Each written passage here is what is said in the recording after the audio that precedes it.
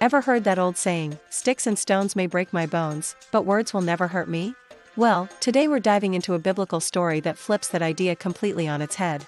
It's a wild one, involving a prophet, a group of unruly youths, and 2 bears. Yes, you heard that right. Bears. Let's set the scene. We're in the Old Testament, in the book of 2 Kings.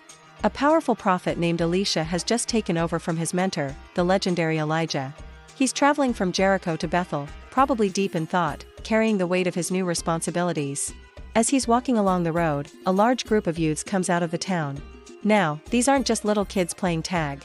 The original Hebrew suggests they were young men, old enough to know better. And what do? They start mocking Elisha. They see his bald head and start jeering, "Go on up, you bald head. Go on up, you bald head." They're not just making a harmless joke about his appearance. In that culture, a full head of hair was a sign of strength and vitality. By calling him a bald head, they were essentially calling him weak, old, and insignificant. But it goes deeper. Shouting "Go on up" was likely a jab at his predecessor, Elijah, who had just been taken up to heaven in a whirlwind. They were basically saying, "Why don't you disappear like your master did? We don't want you here." This wasn't just bullying, it was a public, aggressive rejection of God's chosen prophet. Elisha stops.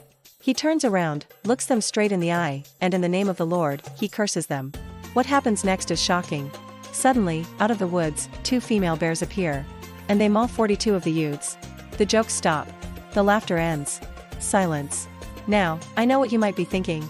Isn't that a bit extreme? God sent bears because some kids made a bald joke? It's a tough story to swallow, and it's easy to misunderstand.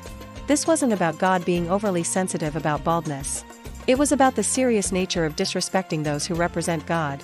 The youths weren't just insulting a man, they were mocking the prophetic office and, by extension, God himself.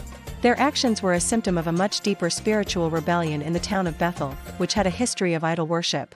This story serves as a stark, dramatic reminder that our words have immense power.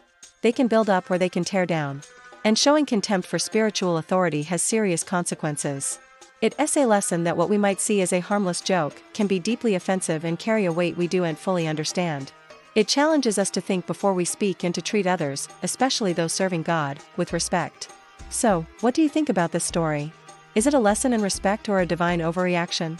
Let me know your thoughts in the comments below. Thanks for watching, and don't forget to subscribe for more deep dives into these incredible stories.